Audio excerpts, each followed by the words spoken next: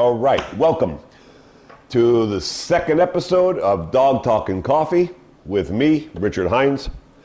And today's subject is going to be never, ever use a harness or dog treats when trying to teach your dog to walk properly.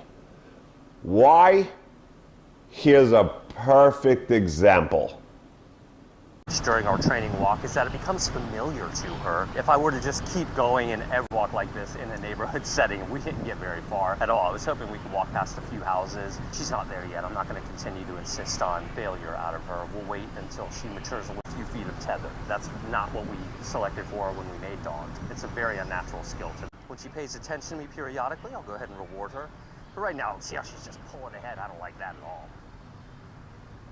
Inertia, come on, let's go. Let me see if I can get her over here. Inertia.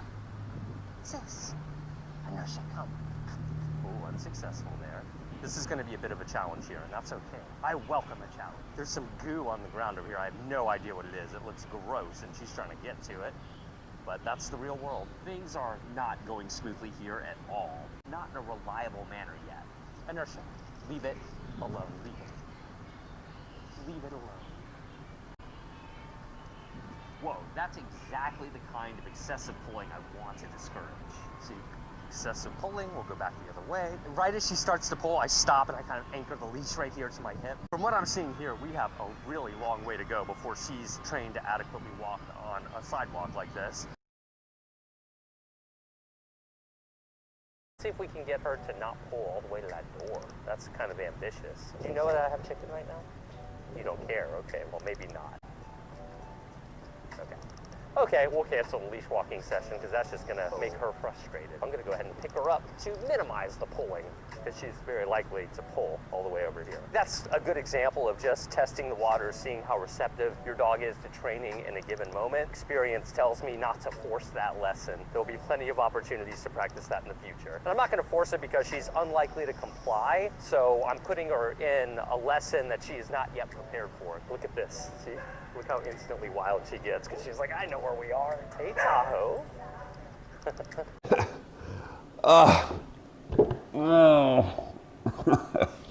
All right. So, clearly you can see here in those video clips that the harness is just letting the dog pull everywhere.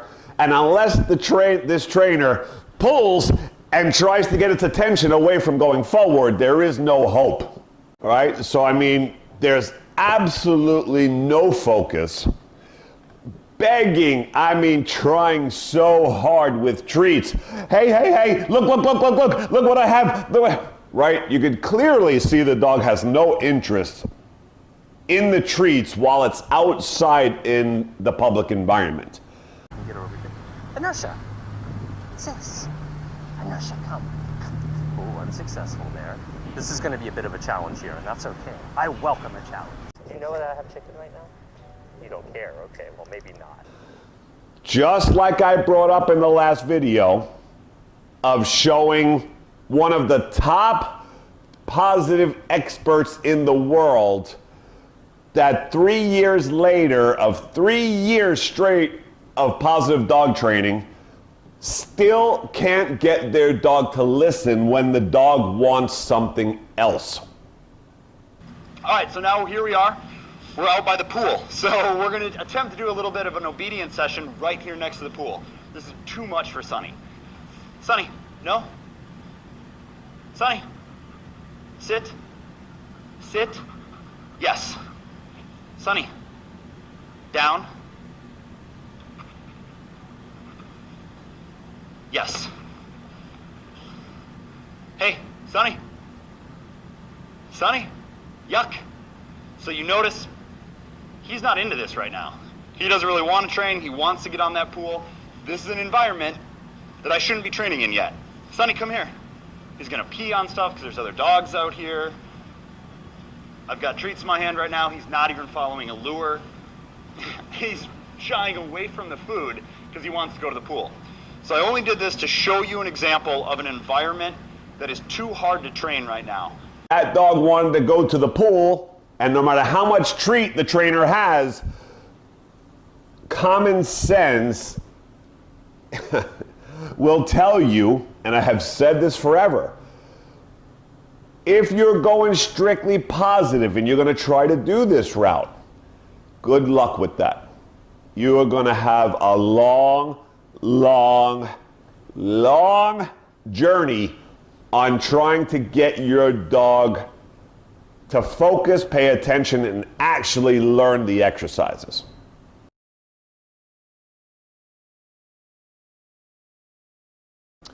Harnesses. The worst training tool ever invented for the public's dogs, right? For training, okay? So, I understand, I hear it every day for years and years and years and years and years. I know why most people go to a harness, right? The dog on a regular collar, right? I know. That's why you switch to a harness, because the dog was gagging itself out when you had a regular collar on it when you would walk it. I got that. I know. You don't have to tell me.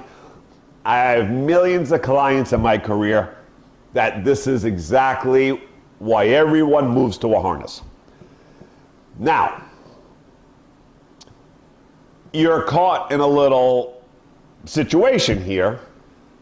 So yes, if you are not going to seek a trained dog and you don't care about being pulled around, you don't care that your dog doesn't listen to you, right? Meaning you don't want training. You don't care what your dog does. You're not seeking a trained dog. Then by all means, use a harness, right? To let them pull you all over, disrespect, right?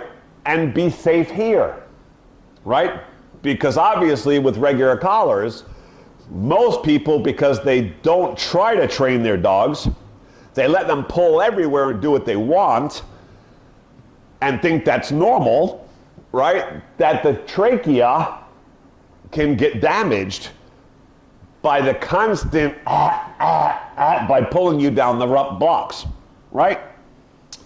So yes, if you are not seeking training, then the better choice is to go to a harness to comfort your dog to pull you everywhere, right? And let them just do what they want with you. Okay, so if you are seeking training and you actually want them trained, you can never use a harness, right? Because harnesses are meant for comfort of the dog to pull hard so that there's no consequence and no corrections.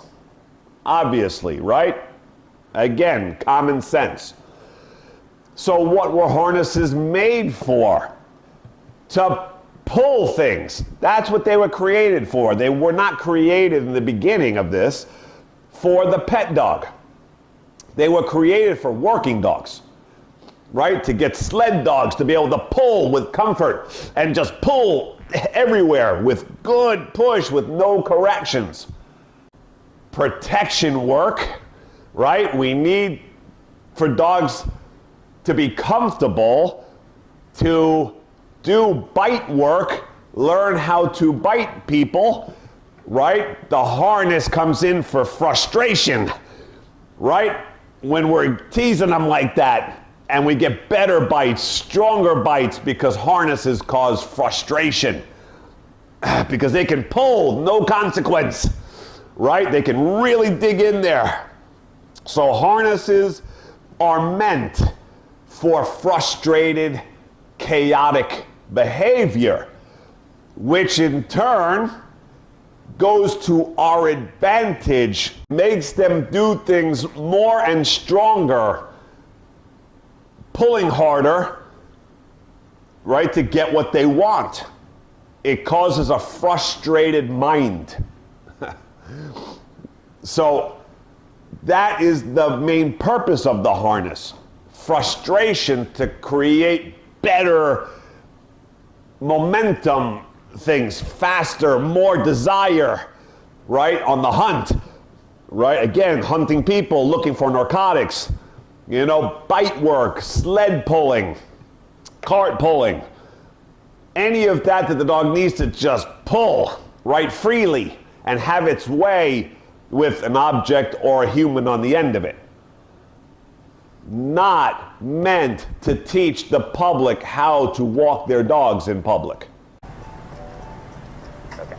Okay, we'll cancel the leash walking session because that's just gonna make her frustrated. I'm gonna go ahead and pick her up to minimize the pulling because she's very likely to pull all the way over here. That's a good example of just testing the waters, seeing how receptive your dog is to training in a given moment. Experience tells me not to force that lesson. There'll be plenty of opportunities to practice that in the future. And I'm not gonna force it because she's unlikely to comply, so I'm putting her in a lesson that she is not yet prepared for. Look at this, see?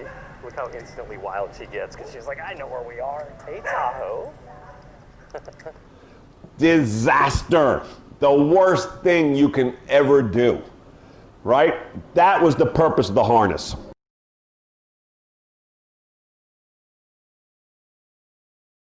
So, I mean, we got problems all over the place with this method and this technique that this kid is using, right? I mean, it's a train wreck.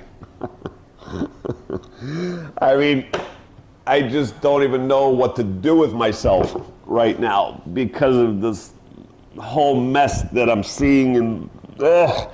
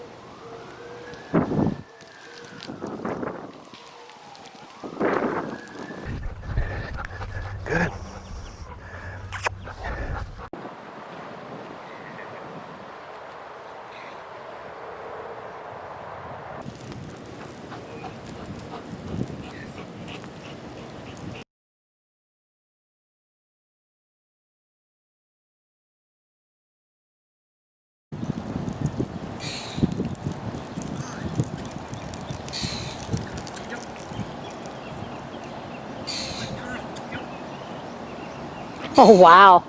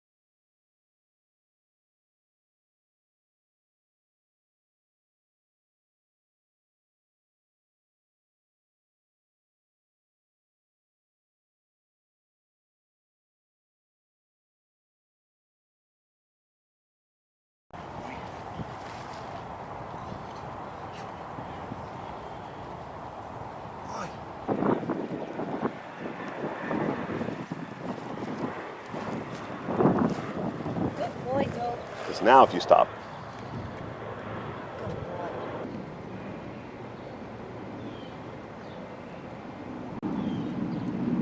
Good. Good girl. Very good.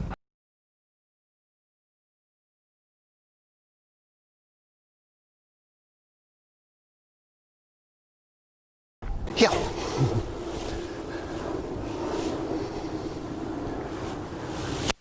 Good girl.